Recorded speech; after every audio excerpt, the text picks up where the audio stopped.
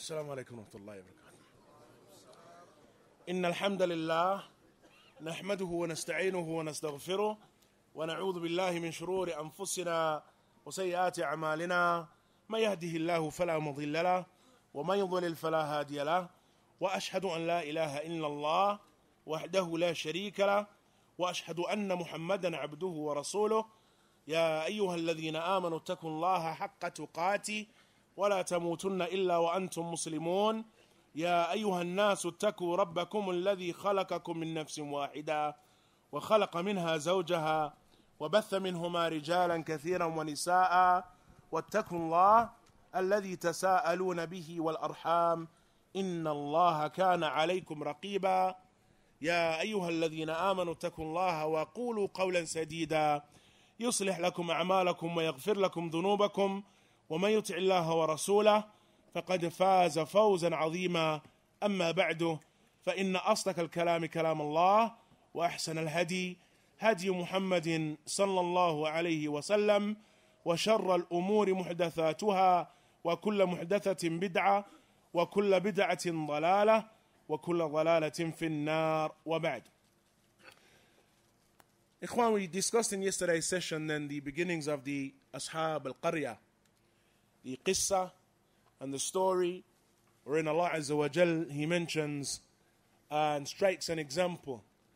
And we mentioned that Shaykh al-Islam ibn Taymiyyah, he said that the examples in the Quran are of two main types. Those that are considered or that are referred to as tamthili, that is, the examples that Allah Azza wa Jal strikes of things that may have actually occurred, actual stories. And so Allah Azza wa Jal brings them as an example. They're true stories. Allah Azza wa Jal brings them as an example, and one benefits from the mention of them. That they are not just stories, but one actually benefits from the mention of them. And then we have the mathal, or the example that Allah Azza wa Jal strikes in the Quran, that is shumuli. That is, it is a comprehensive example. And that is, Allah Azza wa Jal may resemble something to something else. Their example is the example of such and such. And that is in order to make taqreeb, or what is known as taqreeb al-ma'ani. That is, to bring the meaning of what has been established closer to the mind. Make it easier to understand and comprehend. And so in this qissa, and in this story, we have an example of the mathal tamthili, or the example that Allah Azza wa Jal strikes, that is an example of a true affair, a true occurrence. And we said that it is a reference to a township in a place known as Antioch.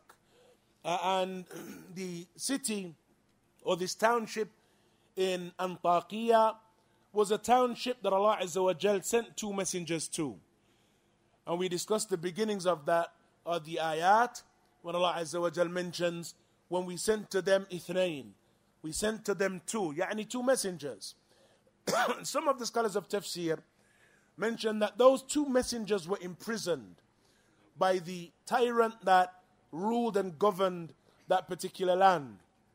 And the tyrant that governed that land was either Antiochus, as we mentioned, which would have referred to the ancient Antioch, which was on the borders of Turkey, or it was one of the rulers that was in the newer Antioch, which occurred and was founded in and upon the borders of Syria.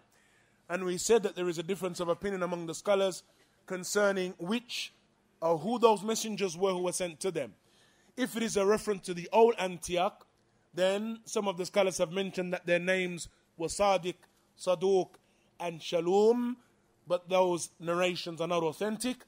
And if it is the newer Antioch, then from the scholars of tafsir are those who mention that it is a reference to Barnabas, that it is a reference to Paul, and that it is a reference to Simeon, while others mention Barnabas, John Mark, an individual known as John Mark, and Simeon, Shamun.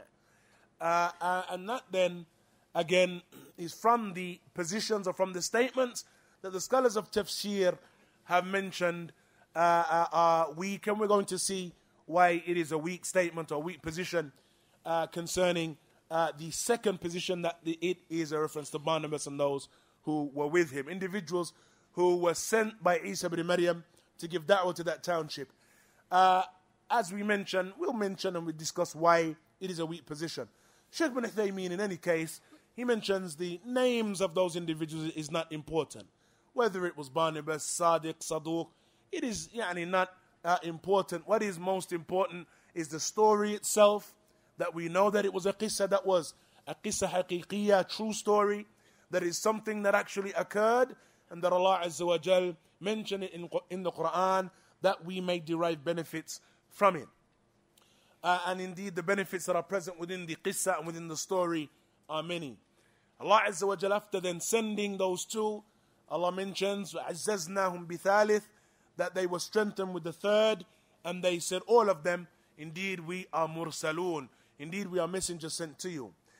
As we mentioned, and as was the case with every single one of the prophets and messengers, their people belied them and rejected them. And they rejected them first and foremost by saying, مَا أَنْتُمْ إِلَّا بَشَرٌ مِثْلُنَا, that you are nothing but men like us. And that was the statement, and we see that present in a number of stories in the Quran, that Allah Azza wa Jal mentions that was a statement of the rejectors of faith throughout time. You're just men. You are men who have concepts, and we have men who have concepts and ideas. Your men, they have some nice ideas, and ours have some nice ideas. We prefer these to those. And so the affair then, their affair of rejection, ultimately returns back to them considering your statements just the statements of men. And that is established with their following utterance, وَمَا أَنزَلَ الرَّحْمَنُ مِنْ شَيْءٍ وَمَا أَنزَلَ الرَّحْمَنُ مِنْ شَيْءٍ, and Ar-Rahman has sent nothing down. إِنْ أَنْتُمْ إِلَّا تَكْذِبُونَ, indeed you do nothing but lie. That statement then of the rejectors of the prophets and the messengers, again we see a similar trait throughout time, that their statement remains one and the same. It may change in its manifestation, and it may vary from place to place and from time to time, but ultimately that is the same message, that you are nothing but men, number one. Number two, God has sent nothing down, or even worse, there is no such thing as God, as a creator. And thirdly, you are nothing but liars. Yes, you may have brought about some good for your people. Yes, you may have uplifted them, and you've given them some hope, but you're doing nothing in actuality but lie when you say that you've been sent by God. And so that then is the trait of the people of rejection throughout time. And then Allah Azza wa Jal, after mentioning the affair of those Rusul, He informs us of the fact that they said, تَطَيَّرْنَا بِكُمْ, that we have and we see in you an evil omen.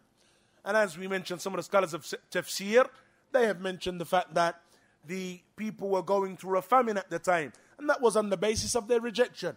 That is, initially, after the messengers were sent to them, Allah Azza wa Jal punished them in numerous ways, and from those ways is that they were punished with a famine. That famine, they said, this is nothing but your presence, or due to your presence. You people coming now and claiming that your messengers, calling us, causing this problem, it is your, and off the back of your call and your da'wah, that these problems are now coming to us. And so, تَطَيَّرْنَا بِكُمْ, that we see in you an evil omen. If you do not desist, and if you do not stop, لَنَرْجُمَنَّكُمْ, then we shall stone you, and you shall find from us a severe punishment. And so the messengers, they responded by saying, طَائِرُكُمْ مَعَكُمْ, indeed your evil omen is with you. That is, it has manifested at your hands. Your evil omen is on the basis of your rejection. When you've rejected faith, these things came to you. As was the case with Fir'aun, when they rejected and when he refused to obey Musa alayhi salatu wasalam and Harun, Allah Azza wa Jal sent to them the ayat, ayat, the 9 signs, the various types of afflictions that came to them, the blood, the frogs, the locusts, and other than that from the various minor punishments that Allah sent to them before the major punishment. And that continues to be the case. As Allah Azza wa Jal has mentioned, فَلَنُذِيقَنَّهُمْ مِنَ الْعَذَابِ الْأَدْنَى دُونَ الْعَذَابِ الْأَكْبَرِ لَعَلَّهُمْ يَرْجِعُونَ, that we will cause them to taste of the minor punishment before the major punishment comes to them, that perhaps they may return. And so it is then that the believer himself may experience something from that. When he finds that he is not being as he should be, when he is not being upright, the shaitan has inspired him or has got the better of him in the period or in a period from the periods of his life, that he experiences periods of punishment, minor punishments, and that those things that Allah Azza wa Jal sends to him, and those things cause the believer to reflect upon himself, to rectify and correct himself, and return back to his rushd before any major punishment comes to him. And that without doubt is a blessing from Allah Azza wa Jal, that he is punished in the dunya for those things, and that those punishments cause him to return back to the haqq, to return back to rushd, to return back to obedience to Allah subhanahu wa ta'ala. Ni'am from the ni'am of Allah subhanahu wa ta'ala. And so they said, أَإِن ذُكِّرْتُمْ, all of this, is it because of the fact that we've reminded you? Because we've gave you a reminder of what is upon you? Because we've reminded you of that which Allah Azza wa Jal has placed within your soul and instilled within you from the time that you were created? That we've reminded you of the covenant that you took with Allah Azza wa Jal, when He took you from the back of Adam and from the backs of your fathers and your forefathers, and made you bear witness, alastu bi rabbikum, that you bore witness, am I not your Lord? Qalu bala, and they all said, every single one of us said, indeed, yes, we are, or that you are, and that we consider ourselves recognize ones or individuals who recognize that covenant that we took with Allah Azza wa Jal. Na'am, none of us will remember the standing, none of us will remember being removed from the back of our forefathers, but the affair is ingrained within our souls, within our natures. And that which is present within our nature needs to be revitalized, needs to be given life, needs to be shaken, needs to be brought to life. And that is what the da'i and what the caller to Allah Azza wa Jal does. He brings to life that which is within the souls of individuals, that which when they hear it, they recognize it to be true and correct. They recognize it to be right and exact. And they understand that the way that they have been followed is one that has perverted them away from their true nature. Therefore, ya da'i ila Allah, caller to Allah, your job and your duty is to revive that which is already present within human beings. Some of them, it is close to death, and it is close to passing away. While some of them, it has been affected, na'am, but it just needs shaking up. It just needs reviving. And that is where your da'wah and where your call comes in. That then, brothers and sisters, as Allah Azza wa Jal, after informing us concerning their affair, these prophets and messengers, Allah Azza wa Jal mentions, وَجَاءَ مِنْ أَقْصَى الْمَدِينَةِ رَجُلٌ يَسْعَى قَالَ يَا قَوْمِ اتَّبِعُوا الْمُرْسَلِينَ. And there came from the furthest part of the city a man running, saying, "O my people, follow the mursaleen. O my people, follow the messengers. اتبعوا من لا يسألكم عليه أجر لا يسألكم أجرا وهم مهتدون." Follow those who do not ask you for reward. They do not ask you for ajr. They do not ask you for any financial reward based upon or due to them calling. وهم مهتدون. And they themselves are guided. وَمَا لِيَ لَا أَعْبُدُ الَّذِي فَطَرَنِي وَإِلَيْهِ تُرْجَعُونَ. And what is with me that I would not wish to worship the one who has brought me into existence, and to whom you shall return. This statement then of this da'i and of this caller is one that, number one, we have in it a benefit for the callers in every single time. From the people of knowledge are those who have said and mentioned concerning the statement of Allah, وَجَاءَ مِنْ أَقْصَى الْمَدِينَةِ رَجُلٌ يَسْعَى, that there came from the furthest part of the city a man running. The statement and the fact that Allah Azza wa Jalla has mentioned that he came from the furthest part of the city of old, the furthest part and the outskirts of the city were areas that were dwelled in by the poor. The centers of the city were dwelled in by the notables, people of wealth, people of status. They used to dwell and live in the centers of the city, while the outskirts were lived in by those who were poor. The scholars of tafsir, they mention that this man, and there are some narrations that mention that this man, his name was Habib. And some refer to him as Habib al-Najjar. Habib al-Najjar. That his name was Habib and he was a carpenter. Others mention that he was a khayat, or that he was a tailor. In any case, he was a regular man. And he was given da'wah by those prophets who Allah Azza wa Jal had sent to that township. And he believed in their da'wah and accepted it.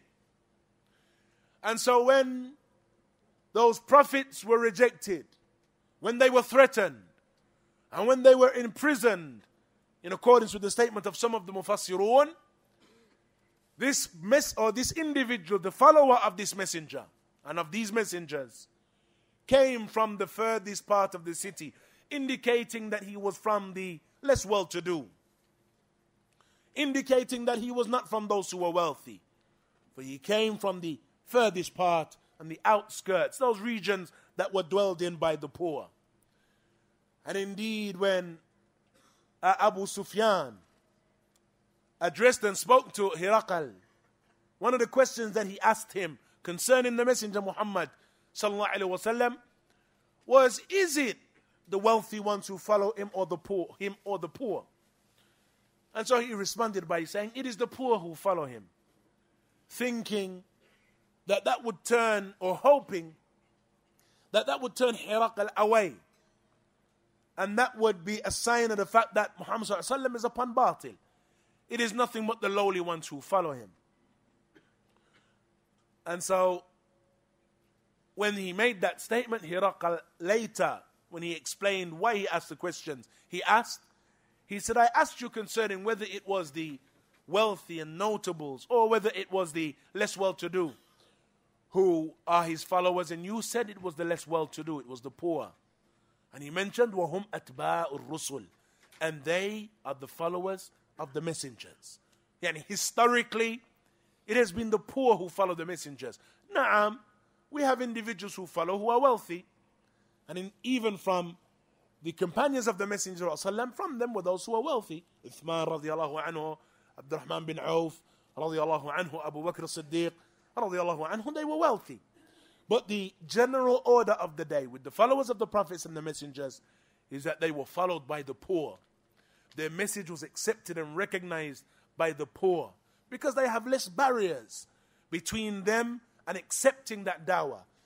Just as Allah Azza wa Jal, He mentioned on Yawm al-Qiyamah, when individuals are given their scrolls of deeds and the believers receive their deeds in front of them and in their right hand, that from them there will be individuals who receive their scrolls behind their backs.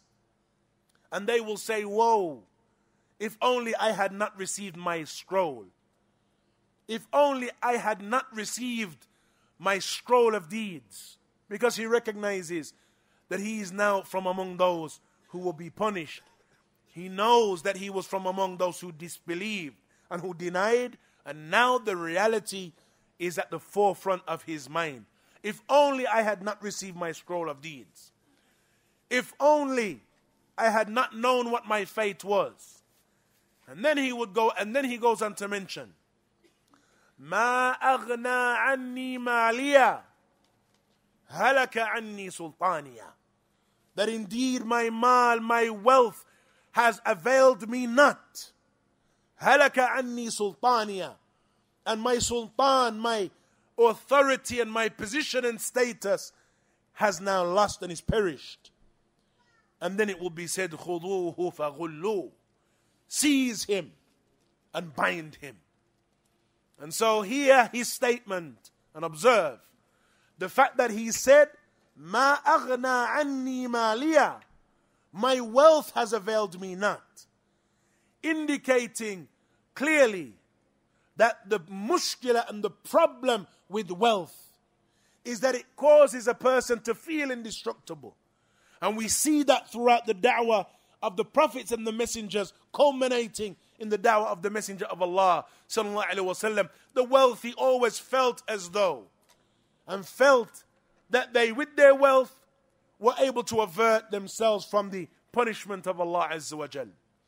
And so here we find Allah Azza wa Jal mentioning, وَجَاءَ مِنْ أَقْصَى الْمَدِينَةِ رَجُلٌ يَسْعَى, that there came from the furthest part of the city a man running, saying, "Oh my people, follow the mursaleen, follow the prophets, follow those who ask you for no ajar, follow those who ask you for no reward. وَهُمْ مُهْتَدُونَ, and they themselves are guided." And we have in that without doubt a benefit for the callers to Allah Azza wa Jal, and that is that their call and their da'wah should revolve around calling to Allah for the sake of Allah Azza wa Jal, liwajhi Allah, for the sake of Allah, and not for the sake, ikhwan, of some benefit or of some gain, some financial gain, of calling to Allah for the sake of Allah. And it is sad that we now have a new generation of du'at, a new generation of callers, or those who refer to themselves as callers, who have opposed the way of the prophets and the messengers, and have opposed the way of the salihun and the righteous of the past, the way of the followers of the prophets and the messengers, from the companions and the a'imma al-muhtadeen, the a'imma and those great scholars who were muhtadun and were guided. And that is that their da'wah did not revolve around finances, did not revolve around money and seeking money from the people. And if it is that they encourage the people to give sadaqah for a cause, then that is one affair. That is, that you give your wealth to such and such, or you give your wealth to such and such a thing. Don't give it to me. I don't ask you for your money. I don't want from you your riches. I don't want from you any of your estate. Just listen. Take benefit. And if some of you leave with benefit, فَبِهَا وَنِعْمَتْ. And so the Prophet, the first, the second, and the third of them, not one of them asked their people for benefit. And so we have this new generation now of callers who are not galvanized and do not budge from their places and from their dwellings to give da'wah, except that there is some financial gain in that, or except if there is some financial gain in that. And that without doubt is a problem, ikhwan. For it opposes the da'wah of the prophets and the messengers, and it causes their da'wah to revolve around a number of affairs. Number one, finances. And what ordinarily follows from that is a desire to see numbers. That my da'wah, if there is not a huge number of individuals sitting before me, or if a huge number have not gathered for this sitting and will not turn up or will not be present, then I will not move to call to Allah Azza wa Jal. And by Allah, ikhwan, it opposes the da'wah and the call of our scholars. For indeed our scholars to this very day, their duroos, ikhwan, fluctuate between having large numbers and between having handfuls of individuals before them. And I remember, ikhwan, with our mashaykh and our scholars, the mashaykh of Medina, being in Medina, ikhwan, and sitting in a gathering with the Prophet, with the inheritors of the prophets and the messengers, and there being some 5, 6, or 7 individuals present. Alim, Rabbani, and him having before him some 5 or 6 individuals. And that is not in 1 or 2 lessons, ikhwan, in a number of duroos and a number of sittings. Our mashaykh, and that not being affected, or that not affecting them and their da'wah. By Allah, ikhwan, their speech, their delivery, their manner of addressing those who are before them were no different, and was no different whether they had 4 or 5 individuals in front of them, or they had a large number of masses and a large number of attendees, didn't affect them. Their da'wah remains one and the same. Since their da'wah was done and does not revolve around gathering or not around tajmir, gathering individuals, as is the call of the Jama'at al-Tajmi'iyya, Jama'at al-Tabligh, Jama'at al-Ikhwan al-Muslimin, and the other Jama'at and groups who have no concern but to gather masses and in some way seek from them their wealth. The Da'wah Ikhwan of the Prophets and the Messengers rejected that. And here, that caller to the Prophets and their way, he said, follow those who don't ask you for an ajr, they don't ask you for reward. وَهُمْ مُهْتَدُونَ, and they themselves are guided. And then listen to his da'wah. وَمَا لِيَ لَا أَعْبُدُ الَّذِي فَطَرَنِي وَإِلَيْهِ تُرْجَعُونَ. Listen to the usloob that was used by this da'wah, this da'i, within his da'wah and in his calling to Allah Azza wa Jal. He said, وَمَا لِي, and what is with me? Why should I not أَعْبُدُ الَّذِي فَطَرَنِي? Why should I not worship the one who has created me and has brought me into existence? This, without doubt, was him giving them da'wah. It was not him discussing his personal affair with them. Rather, he was calling them to Allah Azza wa Jal.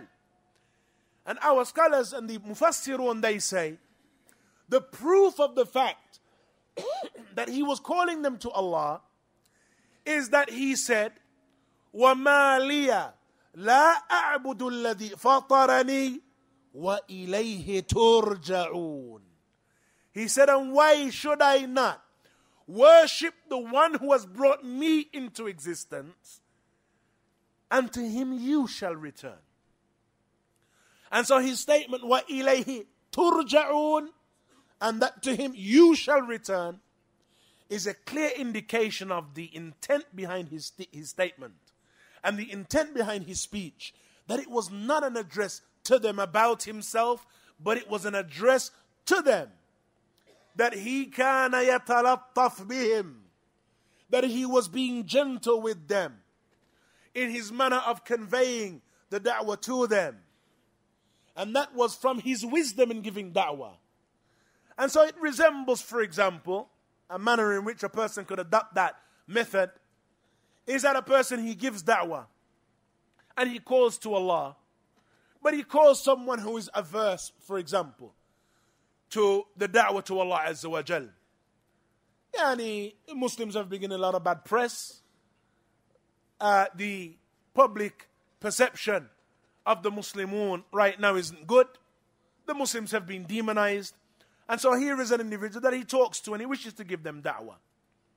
And so rather than say to them and to him that you should worship Allah and that you should be upon what I'm upon and that you should follow me and that you should recognize and that you should and that you should, that he, for example, explains to them as a method of giving da'wah how he became Muslim, what caused him to begin practicing, or what he sees from the beautiful mahasin and the beautiful characteristics of Islam. But his intent is not to inform them of him. His intent is to give them da'wah.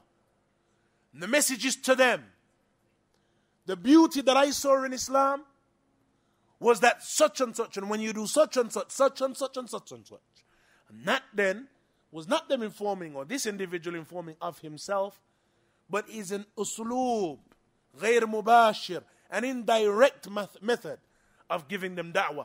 And so this caller then, he says, وَمَا لِيَ لَا أَعْبُدُ الَّذِي فَطَرَنِي وَإِلَيْهِ تُرْجَعُونَ.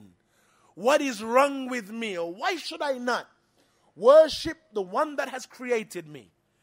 And we see then, ikhwan, that the da'wah of the prophets and the messengers and their followers was one that revolved around using Tawheed al-Rububiyyah to call to Tawheed al-Uluhiyyah.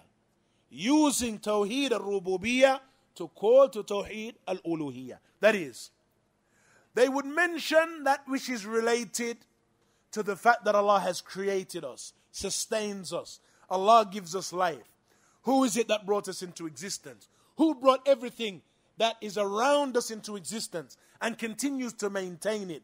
How can we have come from that which is random? How could we have come from some bang? How could we have come from just the mixing of random gases? And then we have this perfect creation with beautiful individuals and beautiful animals and beings and creatures and aquatic life. How could all of this have come from that which is random? How possibly? It is a must that we have come, or that we see that which is uniform and that which is perfect, that it returns back to a perfect creator that created and governs it. And so why is it, and why should I not want to worship the one that created me? And so their da'wah was one, ikhwan, that was simplistic. It wasn't one that revolved around philosophical argument and reasoning and debate. It was a call that was simple, easy for the people to understand, easy for them to accept, easy for their fitar and for their innate natures to recognize and to incline towards. It was a da'wah that was simple. مَا لِيَ لَا أَعْبُدُ الَّذِي فَطَرَنِي وَإِلَيْهِ تُرْجَعُونَ. If we look at the da'wah of Nuh, alayhi salatu wasalam, similarly, the same. That he used rububiyyah and tawheed al-rububiyyah, ikhwan. For those of you who are unacquainted, is the tawheed of Allah Azza wa Jal as it relates to the af'al of Allah Azza wa Jal, the actions of Allah Azza wa Jal, that which Allah does within His creation. That is the affairs of creation, sustaining, giving life, taking life. These are all the things that Allah Azza wa Jal does to govern His creation. And this is what is a part of His characteristic of being the Rabb subhanahu wa ta'ala, the Lord of all the worlds. And so these affairs of lordship, creation, giving life, taking life, maintaining His creation, governance, all of these affairs, brothers and sisters, the prophets and the messengers didn't call the people just to recognize them. Rather, they would use them to call the people to worshipping Allah Azza wa Jal. Look at the da'wah of Nuh alayhi salatu wasalam, who said when he had, after 950 years of da'wah, he supplicated to Allah Azza wa Jal. Clearly, no one from them is going now to follow and is going to believe. And so he raised his hand saying, Rabbi, inni da'awtu qawmi laylan wa nahara. Indeed, I called upon my people night and day. وَلَمْ يَزِدْهُمْ فَلَمْ يَزِدْهُمْ دُعَائِي إِلَّا فِرَارًا. And my dua and my calling to them has not increased them except in fleeing from me. وَإِنِّي كُلَّمَا دَعَوْتُهُمْ لِتَغْفِرَ لَهُمْ جَعَلُوا أَصَابِعَهُمْ فِي آذَانِهِمْ وَاسْتَغْشَوْا ثِيَابَهُمْ وَأَسَرُّوا وَاسْتَكْبَرُوا اسْتِكْبَارًا. And every time I call them that you may worship them, that they may worship you, afwan, that they may worship you. جَعَلُوا أَصَابِعَهُمْ فِي آذَانِهِمْ. They put their fingers in their ears. وَاسْتَغْشَوْا ثِيَابَهُمْ. They pull their garments over their heads. وَأَسَرُّوا وَاسْتَكْبَرُوا اسْتِكْبَارًا. And they continued in arrogant pride. ثُمَّ إِنِّي دَعَوْتُهُمْ جِهَارًا. And then I called them in public. Various types of call. Public, private, in public gatherings, private gatherings. فَقُلْتُ اسْتَغْفِرُوا رَبَّكُمْ إِنَّهُ كَانَ غَفَّارًا. And I said to them, seek the forgiveness of your Lord. إِنَّهُ كَانَ غَفَّارًا. Indeed, He is forgiving. Don't have the attitude as many of the people have, I am too defiled with sin, and so it is not possible for me to turn to Allah. استغفروا ربكم إنه كان غفارا. Seek the forgiveness of your Lord. Indeed, He is forgiving. يرسل السماء عليكم مدرارا. He sends the sky down upon you in rain. Or as some of Ahl al-Ilm mentioned, He will send the sky down upon you with rain. وَيُمْدِدُكُمْ بِأَمْوَالٍ وَبَنِينَ. And He gives you wealth and He gives you children. وَيَجْعَلْ لَكُمْ جَنَّاتٍ وَيَجْعَلْ لَكُمْ أَنْهَارًا. And He makes for you gardens and He makes for you rivers. Rububiyyah. He will give you wealth, He gives you rain, He gives you children, He will make for you gardens, rivers, rububiyyah. These are all the affairs of lordship. And then He goes on from that and springboards from that in his da'wah to the main affair. And that is مَا لَكُمْ لَا تَرْجُونَ لِلَّهِ وَقَارًا. What is wrong with you that you do not see and do not seek to have Allah Azza wa Jal exalted? Yani exalted with worship, exalted with ibadah. So they would use rububiyyah and use the fact that Allah sustains you. Allah gives you everything that you have, sustains you, maintains you, to call to uluhiyyah, to call to the worship of Allah Azza wa Jal wahdahu la sharika lah. And that then, ikhwan, is again one of the reasons our scholars dispraise Jama'at al-Tabligh. That from their errors is that we see that their da'wah, because of the fact that they're from the Jama'at al-Tajmi'iyah, from the groups that wish to do nothing but gather, that their da'wah revolves around rububiyyah. Allah sustains you, Allah gives you life, and if it wasn't for Allah, then we wouldn't have the possessions that we have. Allah Azza wa Jal has given you this, Allah has given you that, your children, your wealth, your life, good health, and so on. All of those statements, ikhwan, rububiyyah.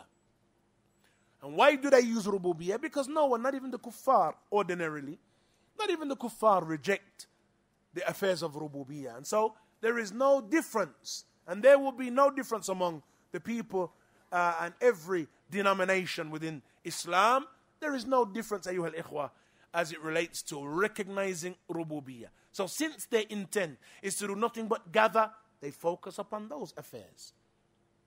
Well, in actuality, the da'wah of the prophets and the messengers was to call and use rububiyyah, not for rububiyyah's sake alone, but to call, and in order to call the people to uluhiyyah, to worshipping Allah Azza wa Jal alone, wahdahu la sharika lah. And so the da'wah of the prophets and the messengers, because of the fact that they call to uluhiyyah, na'am, it caused some disturbance. Na'am, it rattled some cages. Na'am, it rocked some boats. People were upset by it. People were displeased that individuals would come along and oppose the way of their forefathers and oppose that which their predecessors were upon. It caused problems, ayyuhal ikhwah, among those who heard that da'wah and listened to it. But that did not turn the callers away from it. They didn't say, let me concentrate on gathering the people. Let me focus upon things that they find pleasing and fair seeming. Rather, they knew that the haqq and that the nature of the haqq is that it is going to cause something from displeasure with some of the people. That is the nature of the da'wah, ikhwan. That is the nature of the call to Allah Azza wa Jal. Some people and some nations didn't mind that. While other nations, this call and this da'wah caused them to murder and to kill those who call to it. Whether it is the prophets and the messengers, or whether it was their followers. And so this individual, when he gave the da'wah and called to Allah Azza wa Jal, he did, ayyuhal ikhwa, that which we find the noble followers of the call of every one of the da'wah of the prophets and the messengers, they did. And that is, when they entered into Iman, and when Iman filled their chest and filled their breast, they found and felt within themselves that they have no choice but to call the people to this way. That they have no choice. Remaining silent is not an option. Remaining silent concerning that which the people are upon, and the road that they follow, and the path that they are upon, and where it is leading them. Remaining silent is not an option. And yes, some people are going to be displeased. That is the nature of the da'wah of the prophets and the messengers. Yes, it is going to cause some disturbance among some of the people. The Quran is referred to as Al-Furqan, the criterion between haqq and batil. The Prophet ﷺ was farqun bayna an-nas, one that caused the divide between the people, between the followers of truth and the followers of falsehood. Umar ibn al-Khattab was given the name and the title Al-Faruq, the one who brings this Faruq and this criterion.